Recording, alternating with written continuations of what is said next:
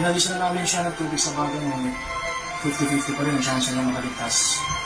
Pero kung magkakamalay ko siya ngayong gabi, malaki ang chance na makaligtas siya. Kung hindi, baka ako lumala.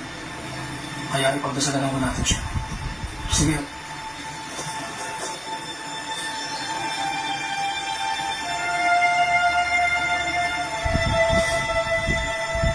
Hindi. Mabubuhay si Cecil. Mabubuhay si Cecil.